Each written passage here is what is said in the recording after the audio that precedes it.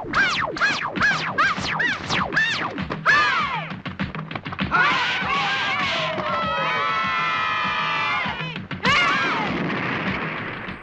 কি কিছু মনে পড়ে গেল? সময়টা 1987 বা 88 হবে, আমার এক্স্যাক্ট মনে নাই, আশেপাশে আর কি। তা আমরা তখন অনেক ছোট। আমার ছোট চাচা ইউএসএ থাকতো, আমাদের জন্য একটা ডিভিডি প্লেয়ার বলতেছি, ভিসিআর পাঠাইছিল। ভিসিআরে তখন ভিএইচএস ক্যাসেটে আমরা মুভি রেন্টে আইনা দেখতাম। তো এলাকার কিছু ছেলে পেলে আর আমার একদম যে ছোট চাচা, উনি চিন্তা করলেন একটা মুভি দেখতে হবে। মুভিটা কি? বাচ্চাদের তখন কুমফু কারাতে মারামারির খুব ছবিগুলো হিট ছিল বাচ্চাদের মধ্যে। ব্রুসলির ছবি আমরা দেখতাম ছোটোবেলায়। তখন জ্যাকি চ্যান ট্যাকি চ্যান এগুলো তখনও হয় নাই আর কি, মানে তখনও এইসব মুভি আমরা পরিচিত ছিলাম না, আমরা শুধু ব্রুসলি চিনতাম। তো উনি নিয়ে আসলেন লাকি 7 একটা ছবি, বাচ্চাদের একদম মারামারি মারদাঙ্গা ছবি। আমরা সবাই খুব এনজয় করলাম মুভিটা। তখন আমরা জানতে পারলাম লাকি 7 মানে 7 সংখ্যাটা নাকি লাকি। এই ছোটোবেলায় আমরা তখন জানতে পারছি, তখন প্রাইমারি স্কুলে পড়তাম হয়তো, তখন জানতে পারলাম লাকি সংখ্যা নাম্বার হচ্ছে 7। তো ছোটোবেলা থেকে আমার প্রিয় সংখ্যা ছিল 7। এটার থেকে আমার মধ্যে আর কি ফ্যাসিনেশন কাজ করছে যে লাকি 7 মানে 7 নম্বর সংখ্যাটা আমার খুব প্রিয় হয়ে গেল। পরবর্তীতে যখন আমি ভার্সিটি লেভেলে গেলাম, দেশের বাইরে গেলাম, তখন আমার কিছু ইসলামিক স্কলার, দেশের বাইরের অনেক বড় বড় স্কলার সাথে পরিচিত হওয়ার সৌভাগ্য হয়েছে। আমি ওখানেও আলাপ প্রসঙ্গে জানতে পারলাম আমাদের ইসলাম ধর্মেও কিন্তু 7 সংখ্যাটার একটা গুরুত্ব আছে। সূরা আরাফ যদি আপনারা পড়ে থাকেন, সেখানে উল্লেখ আছে যে আল্লাহ তাআলা 6 দিনে পৃথিবী সৃষ্টি করছেন, আর 7ম দিনে এভাবে বলা আছে, মানে বিস্তারিত আরও অনেক এলাবোরেট করা আছে, উনি রেস্ট নিছেন। 7 সংখ্যাটার একটা গুরুত্ব আছে।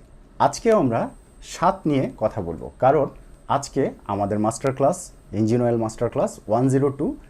আজকের বিষয় হচ্ছে ইঞ্জিন অয়েলের প্রধান 7টি ফাংশন। 7টি ফাংশন, সেই 7টি ফাংশন কি আমরা জানার চেষ্টা করি। তাহলে দেরি না করে নাচি নায়েম।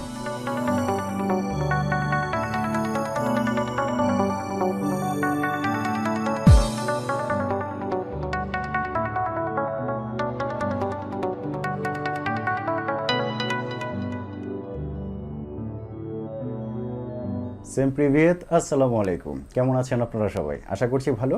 আজকে আমাদের দ্বিতীয় class engine oil master class 102। আজকের বিষয়বস্তু হচ্ছে ইঞ্জিনের প্রধান 7টি ফাংশন। 7টি। আসেন আমরা জানার চেষ্টা করি প্রধান 7টি ফাংশন কি। এখানে আমরা অটোমোটিভ ডিএনএর ওয়েবসাইট থেকে কিভাবে প্রোডাক্ট অর্ডার করতে হয় সেটি দেখব। সার্চ বারে গিয়ে আমরা একটি প্রোডাক্টের নাম লিখব, যেমন মোবিল লিখলাম। লেখার সাথে সাথে মোবিলের লিস্টিংটি চলে আসবে। আমি এখান থেকে ধরে নিলাম 0W20 অর্ডার করব। সেই এখানে চাপ দেওয়ার সাথে সাথে আমার একটি ফর্ম চলে আসবে, সেখানে আমি আমার নাম, ঠিকানা, মোবাইল নাম্বার, ইমেল অ্যাড্রেস লিখব। লিখে আমি প্লেস অর্ডার করব। এখানে আমি ইমেল অ্যাড্রেস লিখে প্লেস অর্ডারে চাপ দেওয়ার সাথে সাথে আমার একটি মেল চলে আসবে। প্লেস অর্ডার করলাম, আমার ইমেলে একটি ইমেল চলে আসলো এবং আমার মোবাইল নাম্বারে একটি SMS চলে আসবে, এবং তার পরপরই দ্রুত সময়ের মধ্যে আমি প্রোডাক্টটি হাতে পেয়ে যাব। প্রথমে আসি 7টি ফাংশনের মধ্যে প্রথম ফাংশন আমরা যদি বোর্ডে লক্ষ্য করি, প্রথম ফাংশন হচ্ছে maintain friction and reduce wire.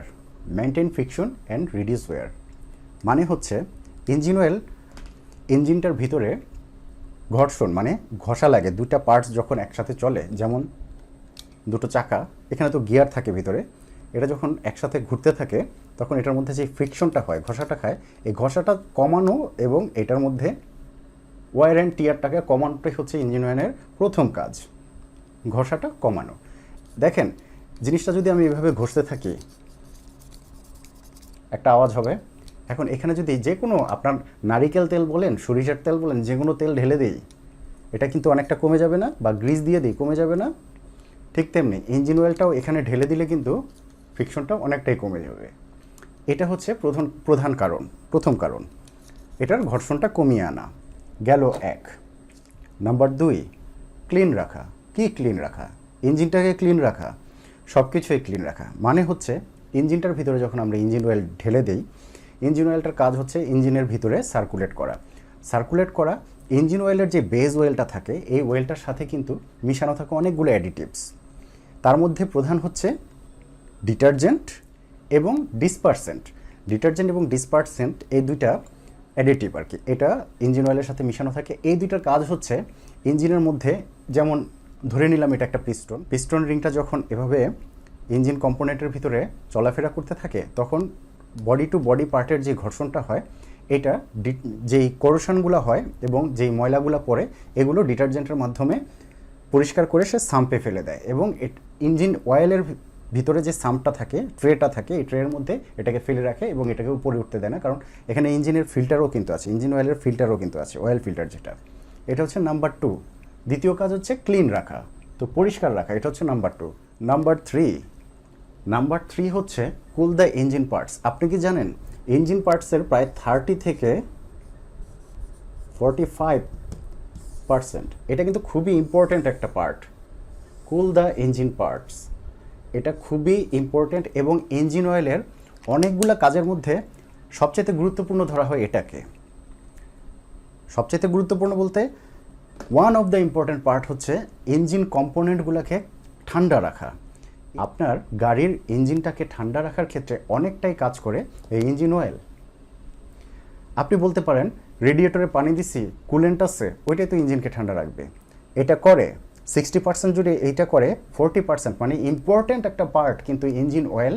এবং বর্তমান যে ইঞ্জিন অয়েলগুলা ডে বাই ডে ইমপ্রুভ হইতেছে, ম্যানুফ্যাকচারাররা যে ইমপ্রুভ করতেছে তারা কিন্তু এটাকে মাথায় রাখতেছে যে মডার্ন ইঞ্জিন কিন্তু অনেক গরম হয়, কারণ তার ক্রিটিক্যাল কম্পোনেন্টস আছে এবং এটার ফাংশন অনেক বেশি। সো এটাকে ঠান্ডা রাখাটাও এই ইঞ্জিন অয়েলের উপরে ওরা বেশি নির্ভরশীল করে ফেলতেছে। So cool the engine parts, engine পার্টসটাকে ঠান্ডা রাখা। Number 4, form a seal. Form a seal মানে সেম আরেকটা জিনিস। এই যে ইঞ্জিন পিস্টনটা, এটা যখন একটা পিস্টন রিংটা হোলের ভিতর দিয়ে ধরেন এইভাবে খেলা করতেছে, এই দুইটার মাঝখানে একটা গ্যাপ তৈরি করে। গ্যাপ বলতে এই দুইটার মধ্যে একটা ফিল্মের মতো তৈরি করে, একটা আবরণের মতো তৈরি করে। এটা সারফেস টেনশন বলে। সারফেস টেনশন কি আমরা পরবর্তীতে আপনাদেরকে আরেকটু বিস্তারিত বোঝাতে চেষ্টা করব। সারফেস টেনশন নিয়েও কিন্তু আরেকটা ভিডিও বানানো যাবে। সারফেস টেনশন নিয়ে আমরা পরবর্তীতে আরও বিস্তারিত আলোচনা করব। আমি উদাহরণ সহ দেখিয়ে দিব কীভাবে সারফেস টেনশন কাজ করে। সো একটা ফিল্ম তৈরি করে ফেলে, ওই ফিল্মটার কাজ হচ্ছে একটা আবরণ তৈরি করা, দুইটা পার্টসকে ঘষা লাগতে না দেয়, একটা গ্যাপ তৈরি করে ফেলে। এটা হচ্ছে সারফেস টেনশন তৈরি করে, একটা সিল তৈরি করে ফেলে, ফর্মে সিল তৈরি করে ফেলে। এবং আরেকটা করে সেটা হচ্ছে ইঞ্জিন কম্পোনেন্টের ভিতরে যে সিলেন্টগুলো থাকে, ইঞ্জিনের ভিতরে তো বিভিন্ন জায়গায় গ্যাপ থাকে, এই গ্যাপগুলোকে আপনার ইঞ্জিনের আশেপাশে যে গ্যাপগুলো থাকে এগুলো গ্যাসকেট বলে। আপনার গ্যাসকেট দিয়ে এইভাবে বিভিন্ন থাকে বন্ধ রাখে, লিকেজ বন্ধ রাখে। এবং ওয়েল সিল থাকে, ওয়েল সিলটাও হচ্ছে ওয়েল লিক করতে দেয় না। এই জায়গাগুলোতে এটা একটা ফিল্মের মতো কাজ করে এবং ওয়েলটাকে লিকেজ হওয়ার হাত থেকে রক্ষা করে, ওয়েল লিক হতে দেয় না। যদিও অনেক বেশি পাতলা তেল পুরনো যে গাড়িগুলোতে আছে ওইগুলোতে তেমন ভালো পারফর্ম করে না, তখন ওয়েল লিক করে। নিচে দিয়ে গাড়ি রাখলেই দেখবেন গাড়ির নিচে টপটপ করে ওয়েল পড়তেছে, গাড়ি যখন সরাই ফেলবেন দেখবেন অল্প কিছু ইঞ্জিন অয়েল পড়ে আছে, মানে তেল পড়ে আছে। মানুষ বলে যে তেল লিক করছে, আসলে ইঞ্জিন অয়েল ফোটায় ফোটায় ফোটায় ফোটায় লিক করতে থাকে। এটা হচ্ছে এই সিলটা ভালো মতো না হওয়ার কারণে। আচ্ছা, এটা একটা ফর্ম সিল করে, এটা একটা অন্যতম কারণ। নাম্বার 5, ড্যাম্পেন শক। আপনি কি জানেন ইঞ্জিনের যে ভাইব্রেশন হয় মডার্ন ইঞ্জিনে তো আরও বেশি, পুরোনোগুলোতে হতো কিন্তু মডার্ন ইঞ্জিন কিন্তু কম্প্রেশন অনেক বেশি, এই জন্য দেখবেন টর্ক অনেক বেশি হয়, হর্স পাওয়ার অনেক বেশি হয় ছোটো ইঞ্জিনে। 1500 সিসির ইঞ্জিন, বিশেষ করে হন্ডা গাড়িগুলো যে ডেভেলপ করছে আপনি দেখে থাকবেন, 1500 সিসির সিআরভি এসইউভি, 1500 সিসির এসইউভি হর্স পাওয়ার কত, প্রায় 180-200 হর্স পাওয়ারের মতো করে ফেলছে, যেগুলো আগে 3000 3500 সিসির গাড়িতে কল্পনা করা যেত, তাও অনেক সমস্যা ছিল। তো বর্তমানে ছোট ইঞ্জিনের মধ্যে হর্স পাওয়ার বাড়ায় ফেলতেছে, কিন্তু এটার ভাইব্রেশন অনেক বেশি হচ্ছে। এগুলোকে ড্যাম্প করার জন্য ইঞ্জিন অয়েল একটা অন্যতম ভূমিকা পালন করে। আপনি দেখবেন আজে বাজে ইঞ্জিন অয়েল ভরার পরে ইঞ্জিনের ভাইব্রেশন বেড়ে গেছে। ভালো মানের কোনো ইঞ্জিন অয়েল যদি আপনি আপনার ইঞ্জিনে ঢালেন দেখবেন ভাইব্রেশন কমে গেছে, গাড়ি অনেক কুল চলতেছে, গাড়ি অনেক ভাইব্রেশন কম হচ্ছে। এটার অন্যতম কারণ হচ্ছে ভালো ইঞ্জিন অয়েল অ্যাবজর্ব করে ফেলে, মানে ভাইব্রেশনটাকে অ্যাবজর্ব করে ফেলে, ভাইব্রেশনটাকে থামায় ফেলে। তো ভালো ইঞ্জিন অয়েলের এটাও একটা অন্যতম ভূমিকা। এখানে অনেক ধরনের কেমিক্যাল বিক্রিয়া করে এটাকে সংগঠিত করা হয়, এটাও আমরা আলোচনা করব পরবর্তীতে। Number 6, prevent corrosion and rust. Corrosion মানে আপনার যে কোনো পিস্টন বলেন, পিস্টন রিং বলেন বডি পার্টসের ভিতরে যেই আপনার ওভার গ্যাসকেটের উপরে যে ওভারহেড ক্যাম্পশ্যাফটগুলো আছে এগুলো যখন ওঠানামা করতেছে, এই যে চলাফেরা এবং এই যে বডি পার্টগুলো আস্তে আস্তে ঘষা খাচ্ছে, কিছু না কিছু তো টিয়ার অ্যান্ড ওয়্যার হচ্ছে। ওর কাজ হচ্ছে কমায় আনা, বন্ধ করে ফেলা না। তো কমানোর এক পর্যায়ে কী হয়, এই যে পার্টিকেলসগুলো আছে, মেটাল পার্টিকেলসগুলো আছে, এগুলো কিন্তু রাস্ট তৈরি করে, জং পড়ে। এই জংটাকে পড়তে দেয় না হচ্ছে ইঞ্জিন অয়েল, ভালো মানের ইঞ্জিন অয়েল আর কি। ইঞ্জিন অয়েল এখানে একটা ফিল্ম তৈরি করে রাস্টগুলোকে কেমিক্যাল বিক্রিয়ার মাধ্যমে সে ফর্ম হতে দেয় না। যেমন আপনি দেখবেন, আপনি যদি লবণ পানির মধ্যে কোনো রড মানে আয়রন জাতীয় কোনো মেটাল আপনি চুবায় রাখেন এবং তারপরে এটা বাতাসে দেন, খুব তাড়াতাড়ি এটার মধ্যে রাস্ট বা জং পড়বে।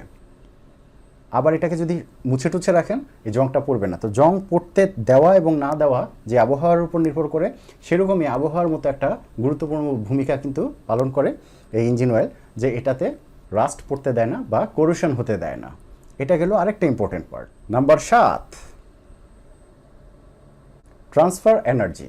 ট্রান্সফার এনার্জি মানে, ট্রান্সফার এনার্জি হচ্ছে এনার্জি কিন্তু কখনো শেষ করা যায় না, এনার্জির কখনো ক্ষয় হয় না। এটা ফিজিক্সের একটা সূত্র। আপনারা যারা ফিজিক্স পড়েন না তাদের বোঝার দরকার নেই, আমি সহজভাবে বোঝানোর চেষ্টা করতেছি। যারা পড়ছেন তারা তো বুঝছেনই। শক্তি বা এনার্জির কোনো ক্ষয় নাই বলতে কি আপনি জানেন যে ইলেকট্রিসিটি উৎপন্ন হইতেছে। এখন ধরেন কোনো একটা পাওয়ার প্ল্যান্টে ইলেকট্রিসিটি উৎপন্ন হইতেছে, ইলেকট্রিসিটি উৎপন্ন করতেছে টারবাইন দিয়ে, উৎপন্ন করে আপনার ক্রেতাদের মধ্যে বা আমরা যারা কনজিউমার তাদের বাসায় পাঠিয়ে দিতেছে। তো বাসায় এটা আসতেছে, আসার পরে আমরা ওই এনার্জি দিয়ে কি করতেছি, টেলিভিশন দেখতেছি, টিভি দেখতেছি, গান শুনতেছি, রেফ্রিজারেটর চালাইতেছি। তো এই যে এনার্জি উৎপন্ন হয়ে ট্রান্সফার হচ্ছে, এনার্জি কিন্তু কখনো শেষ হবে না, এনার্জিকে আপনার ট্রান্সফার করতে হবে। এনার্জি কখনো শেষ করা যাবে না, এনার্জিকে আপনার এক জায়গা থেকে আরেক জায়গায় ট্রান্সফার করতে হবে। সো ঠিক তেমনি দুইটা যে গিয়ার থাকে, এই গিয়ারটা ঘুরতেছে, এই যে এনার্জিটা এই যে ঘুরতেছে, ঘোরার মধ্যে যে একটা কাইনেটিক এনার্জি উৎপন্ন হইতেছে, এই এনার্জিটাকে অনেক সময় দেখা যায় কি হয়, কি দুইটা গিয়ার থাকলে একটা গিয়ারের দাঁত আরেকটা গিয়ারের দাঁতের সাথে এভাবে লেগে থাকলে এটা ঘুরতে থাকলে ওইটা ঘুরতে থাকবে। কিন্তু মডার্ন ইঞ্জিনগুলোতে হয় কি সামান্যতম গ্যাপ থাকে, এমনও দেখা যায় দুইটাতে টাচ করতেছে না, জাস্ট এই লুব্রিকেশনের ঘূর্ণন, লুব্রিকেশনটা যে ঘুরতেছে এইটার যে এনার্জিটা, এইটাই এটাকে এনার্জেটিক করে ফেলতেছে। সো এইটার এনার্জিটা ট্রান্সফার হয়ে এটাই চলে আসতেছে, এটার ঘোরার কারণে এটা ঘুরে যাচ্ছে। আমি হয়তো সম্ভবত ইনসেটে কিছু ছবি দিয়ে দিব বা ভিডিও দিয়ে দিব আপনাদের বোঝার সুবিধার্থে। তো এটা গেল এনার্জিকে ট্রান্সফার করে ফেলতেছে। সেম এই এনার্জিটাই ট্রান্সফার করেও কিন্তু ভাইব্রেশনটাকে অ্যাবজর্ব করতেছে, ভাইব্রেশন অ্যাবজর্বটাও একটা এনার্জি ট্রান্সফারের মতোই। তো এই 7টা মেইন কারণ দিয়ে ইঞ্জিন অয়েলকে এখন ডিফাইন করা যায় যে এই মেইন 7টা পারপাসই কিন্তু ইঞ্জিন অয়েল সার্ভ করে থাকে। আরও ছোটোখাটো পারপাস থাকতে পারে, এগুলো আরও অনেক বিস্তারিত আলোচনায় যখন আমরা জানবো তখন আমরা জানতে পারবো। কিন্তু মেইন 7টা পার্ট আপনার মনে রাখলেই হবে যে ইঞ্জিন অয়েলের প্রধান 7টা কাজ হচ্ছে এগুলো। আমরা একটু রিক্যাপ করি। Maintain friction and reduce wear, friction control maintain করা এবং মানে ছিঁড়া কাটা ভিতরে কমায় ফেলানো। দ্বিতীয় হচ্ছে ক্লিন রাখা, ইঞ্জিনের ভিতরে সাম্পটাকে ক্লিন রেখে ময়লাগুলোকে নিচের দিকে দিয়ে দেওয়া এবং ইঞ্জিন অয়েল ফিল্টারের মধ্যে এটাকে জমা রাখা, ছেঁকে ফেলা। নাম্বার 3, কুল ইঞ্জিন পার্টস। ইঞ্জিন পার্টস ঘষা লেগে গরম হতে নিত, এটাকে ঠান্ডা করে ফেলা, ঠান্ডা রাখার চেষ্টা করা জোর করে। 4, ফর্মে সিল, মানে ইঞ্জিন অয়েল লিক হওয়ার হাত থেকে রক্ষা করে এবং ইঞ্জিন পার্টসের মধ্যে একটা সিল তৈরি করে যাতে দুইটার মধ্যে কম ঘষা খায়। 5, ড্যাম্পেন শক বা ভাইব্রেশন, ইঞ্জিনের ভাইব্রেশনকে কমায় ফেলানো, ইঞ্জিন মাউন্টিংয়ের উপরে প্রেশার কমানো। আপনার যদি শক বেশি বেড়ে যায় দেখবেন ইঞ্জিন মাউন্টিং খুব তাড়াতাড়ি ক্ষয় হয়ে যাচ্ছে, আপনার গাড়ি তো কাঁপবে, আপনার স্টিয়ারিং হুইল শুদ্ধ কাঁপতে থাকবে। এটা হয় পুরনো গাড়িগুলোতে, মাউন্টিংয়ে ঠিক থাকে না, ইঞ্জিনের রেস ঠিক থাকে না, আপনাকে রেস টিউনিং করতে হয় ইত্যাদি ইত্যাদি। মডার্ন গাড়িতে অটোমেটেড এটা অ্যাডজাস্ট করে। Number 6, prevent corrosion and rust, ওই যে জং পড়ার হাত থেকে রক্ষা করে ইঞ্জিনটাকে ফ্রেশ রাখে, আপনার ইঞ্জিনটাকে চকচকে রাখে, এটা হচ্ছে prevent corrosion and rust. Number 7, transfer energy, ওই যে বললাম ইলেকট্রিসিটি পাস করে ওই রকম ট্রান্সফার এনার্জি করে আর কি। একটা চাকার থেকে আরেকটা চাকায় ঘোরানোর জন্য যেই এনার্জি দরকার সেটা পাস করে দেয়, ওইটা অটোমেটিক ঘুরতে থাকে। তো বোঝা গেল এই ছিল 7টা প্রধান ফাংশন ইঞ্জিন অয়েলের। আমরা পরবর্তী পর্বে জানতে চেষ্টা করব, আমরা ভিসকোসিটি নিয়ে আলোচনা করব। পরের পর্বে আমরা ভিসকোসিটি নিয়ে আলোচনা করব এবং ইঞ্জিন অয়েল কীভাবে সিলেক্ট করতে হয় এটা নিয়ে সম্ভবত আমরা আলোচনা করব। আপনাদের যদি কোনো কোশ্চেন থেকে থাকে ইঞ্জিন অয়েল নিয়ে, বা আপনি কোন গাড়িতে কী ইঞ্জিন ঢালবেন এটা নিয়ে কোনো কনফিউশন এটা থাকতেই পারে, আপনি আমাকে ইনবক্স করতে পারেন। আমার টিম আপনাকে রিপ্লাই দেওয়ার চেষ্টা করবে, অথবা আমি একটা ফোন নাম্বার দিয়ে দিব, এখানে আপনি কল করতে পারেন। I will try to help you. আমি আপনাকে সাহায্য করার চেষ্টা করব। আপনার ইঞ্জিন অয়েল নিয়ে অনেক কনফিউশন থাকবে, এটাই স্বাভাবিক, থাকতেই পারে। আপনি আমাকে প্রশ্ন করতে পারেন, আপনি আমাকে কোনো অ্যাডভাইস থাকলে দিতে পারেন, এটা আমার হয়তো কাজে লাগবে। এবং আপনার যদি কোনো নলেজ থেকে থাকে ইঞ্জিন অয়েল সম্পর্কিত, আমাকে কোনো অ্যাডভাইস দেওয়ার থাকে, আপনি আমাকে ইনবক্স করতে পারেন, ফোন করতে পারেন, নাম্বারগুলো দেওয়া থাকছে। তো আজকে এই পর্যন্ত, আপনাদের সাথে পরবর্তী এপিসোডে দেখা হবে। এপিসোডের টপিক তো বলেই দিলাম, সম্ভবত ওইটা নিয়ে আলোচনা হতে পারে বা টপিক চেঞ্জ হতে পারে, আমাকে দেখতে হবে কী ছিল পরবর্তী টপিকটা। তো ভালো থাকবেন। ইঞ্জিন অয়েল নিয়ে প্রশ্ন থাকলে প্রশ্ন করবেন, আর যদি ভালো লেগে থাকে লাইক দিবেন, শেয়ার করবেন, বন্ধুবান্ধবকে জানাবেন। Knowledge caring is sharing, sharing is caring. ধন্যবাদ সবাইকে, ভালো থাকবেন আপনারা সবাই। দ্রাস্তে একটি ইম্পর্টেন্ট বিষয়ে আলোচনা করে রাখি। আপনাদের কাছ থেকে প্রতিদিনই অসংখ্য অটোমোটিভ রিলেটেড কোশ্চেনারিজ এবং কল আমার কাছে এসে থাকে, যা হয়তো সময় স্বল্পতার কারণে বা ব্যস্ততায় অনেক সময় অ্যাটেন্ড করা সম্ভব হয়ে ওঠে না। এই জন্য আমি একটি মডিউল ডেভেলপ করেছি।